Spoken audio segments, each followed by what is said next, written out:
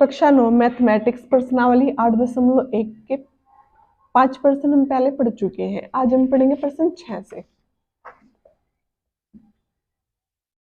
प्रश्न 6 क्या बोलता है कि समांतर चतुर्भुज ABCD का विकर्ण AC कोण A को समद्विभाजित करता है। समद्विभाजित का मतलब है समान दो हिस्सों में बांटता है।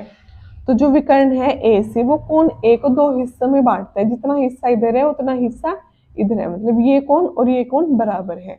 तो हमें दिखाना है कि यह कोण C को भी समद्विभाजित करता है। यह कोण AC कोण C को भी समद्विभाजित करेगा, मतलब कोण C को भी समान दो हिस्सों में बांटेगा। तो ये कोण हमें बराबर दिखाना है पहले पार्ट में। दूसरे में क्या है कि ABCD एक समचतुर्भुज है। तो समचतुर्भुज का मतलब है कि उसकी सारी भुजाएं समान हो, उस चतुर्भुज की सारी भुजा समान हो तो वो क्या कहलाएगा, समचतुर्भुज। तो हमें दो चीजें दिखानी है, ये कोण इस कोण के बराबर और ये सब भुजा एक दूसरे के बराबर। आई होप आपको क्वेश्चन अच्छे से समझ आ गया हो। तो अब हम करते हैं क्वेश्चन। एनसीईआरटी को रखते हैं साइड में और यहाँ पे बनाते हैं हम चित्र। एक समांतर चतुर्भुज ABC और D और ये हमारे पास विकर्ण है, ठीक है। और ये क्या है, एक समांतर चतुर्भुज है ABCD। उसका जो विकर्ण AC है वो कोण A को समद्विभाजित करता है, मतलब समान दो हिस्सों में बांटता है। तो ये कोण हमने 1 मान लिया, ये कोण 2 मान लिया। तो कोण 1 बराबर है कोण 2 के, ये दिया हुआ है। हमें पहले पार्ट में दिखाना है कि वो कोण C को भी समद्विभाजित करे, मतलब ये कोण हमें बराबर दिखाना है। इसको हमने 3 मान लिया और इसको हमने 4 मान लिया। तो हमें पहले पार्ट में दिखाना है कि कोण 3 बराबर है कोण 4 के, ठीक है। तो ये हमें दिखाना है। तो जो दिया हुआ है वो लिख लेते हैं पहले।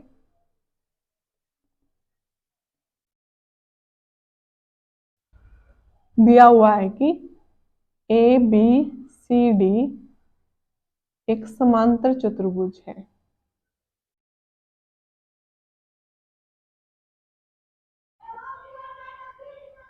ठीक है। और दिया हुआ है कि विकर्ण AC कोण 1 को समद्विभाजित करता है। समद्विभाजित का मतलब है अर्थात ये कोण और ये कोण बराबर है। तो इसको हमने कोण 1 माना है, इसको हमने कोण 2 माना है। तो हमें दिया हुआ है कि कोण 1 बराबर है कोण 2 के, ठीक है। अब आते हैं जो हमें सिद्ध करना है।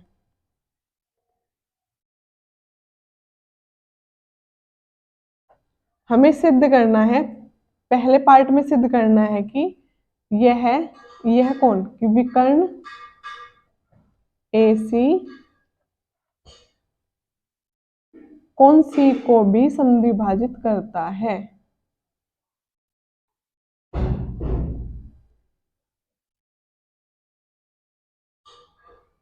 ठीक है, अर्थात हमें ये दो कोण बराबर दिखाने हैं। तो इसको हमने 3 मानना है, इसको हमने 4 मानना है।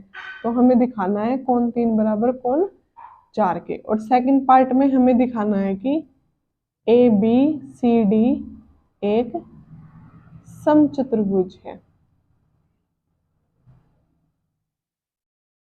समचतुर्भुज का मतलब अर्थात इसकी सारी भुजाएं कैसी हो, बराबर। AB बराबर BC बराबर CD बराबर DA, ये चीज हमें दिखानी है। ठीक है, अब आते हैं हम हल पर। पहला पार्ट हल करते हैं।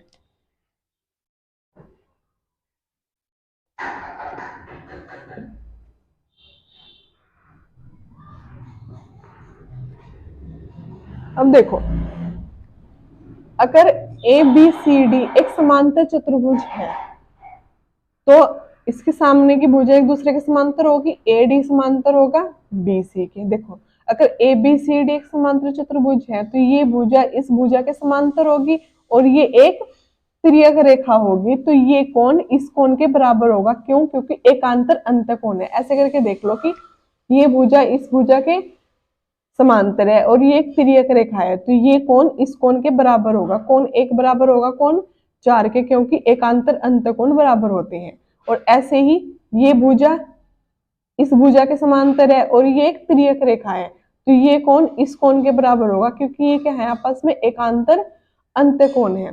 तो जो हमें पता है वो हम लिख लेते हैं। क्योंकि ए बी सी डी एक समांतर चतुर्भुज है,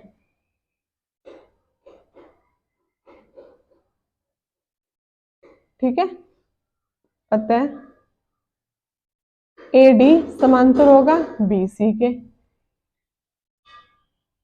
जब समांतर है तो ये एक तिर्यक रेखा है, तो इसके एकांतर अंतःकोण बराबर होंगे, तो कोण एक बराबर होगा कोण 4 के। क्यों? क्योंकि एकांतर अंतःकोण है, ठीक है। अब ऐसे ही ए बी समांतर होगी डी सी के, तो कोण 2 बराबर होगा कोण 3 के। ये भी क्या है? एकांतर अंतःकोण, ठीक है। अब देखो, हमें पता है, जो हमने पढ़ा है दिया हुआ हमें, कि कोण एक बराबर किसके है? कोण 2 के। मतलब ये दो कोण बराबर है, तो कोण एक बराबर कोण 2 के है, ये हमारे पास दिया है। और इसको हम मान लेते हैं समीकरण 1, इसको हम मान लेते हैं समीकरण 2, ठीक है। अब कोण 1 की जगह हम क्या लिख सकते हैं? कोण 4, तो कोण 1 की जगह हमने लिख दिया कोण 4, और कोण 2 की जगह हम क्या लिख सकते हैं? कोण 3। ये हमने किससे लिखा है? समीकरण 1 व 2 से। यही तो हमें बताना था कि कोण 3 बराबर कोण 4 के। अतः हम कह सकते हैं कि विकर्ण AC कोण C को समद्विभाजित करता है।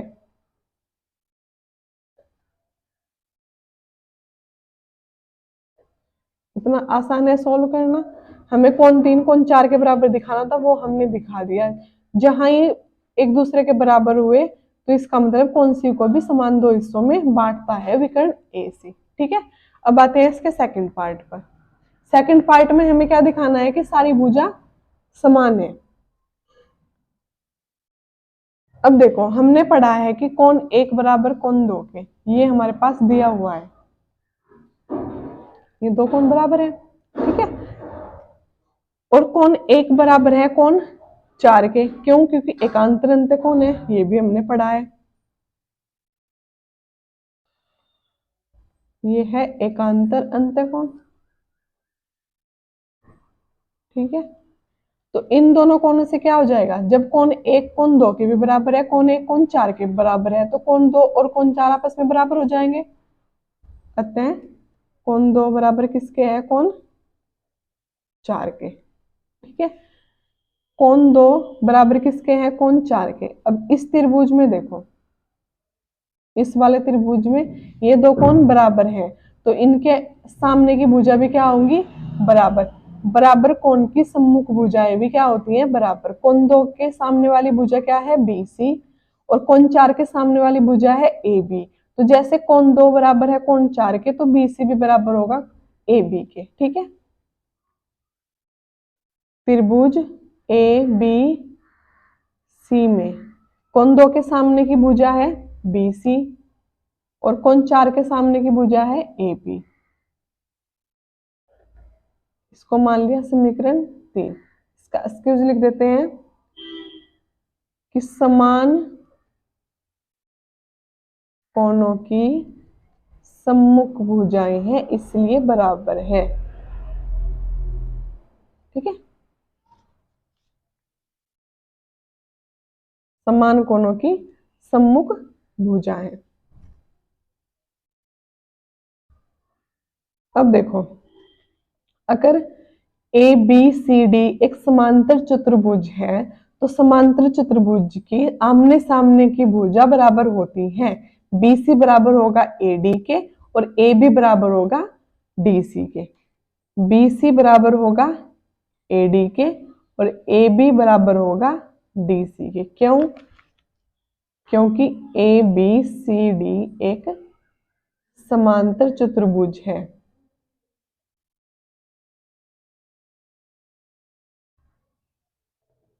ठीक है, ये हमने मान ली समीकरण, इन दोनों को ही हमने मान लिया समीकरण 4।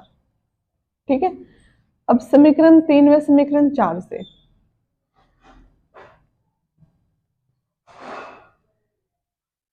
ए बी बराबर है बी सी के। ठीक है, और ए बी बराबर है डी सी के, और डी सी बराबर होगा ए डी के। सारी भुजा आपस में क्या होंगी?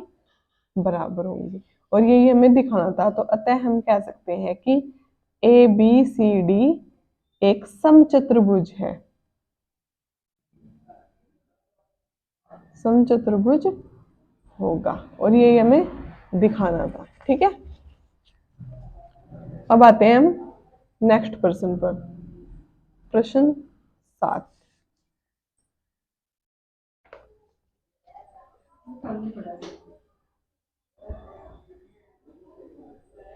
ए बी सी डी एक समचतुर्भुज है, दर्शाइए कि विकर्ण ए सी कोण ए और कोण सी दोनों को समद्विभाजित करता है तथा विकर्ण बी डी कोण बी और कोण डी दोनों को समद्विभाजित करता है।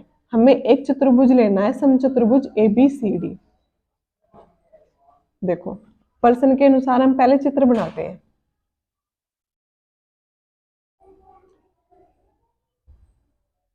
एक चतुर्भुज लिया हमने,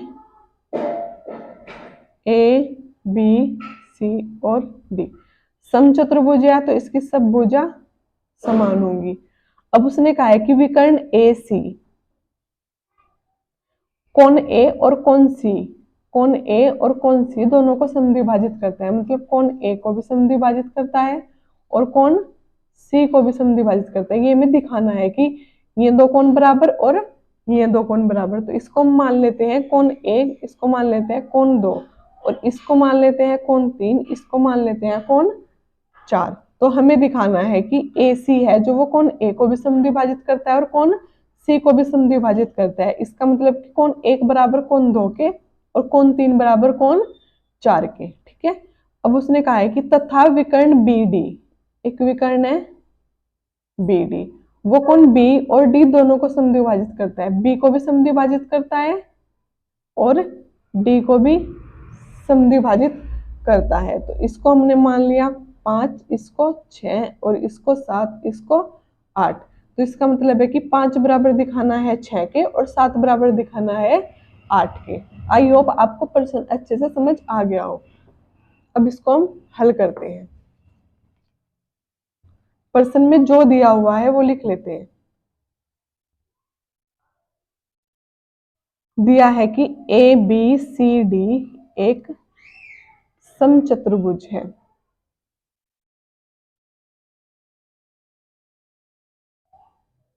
समचतुर्भुज है तो इसका मतलब इसकी सारी भुजा बराबर होंगी। ये हमारे पास दिया हुआ है और हमें सिद्ध करना है कि विकर्ण ए सी कोण ए तथा कोण सी को समद्विभाजित करता है।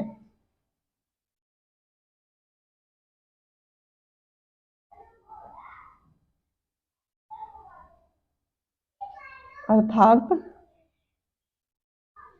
कोण 1 बराबर दिखाना है कोण 2 के और कोण 3 बराबर दिखाना है कोण 4 के। और दूसरा क्या दिखाना है कि विकर्ण बी डी कोण बी व कोण डी को भी समद्विभाजित करता है।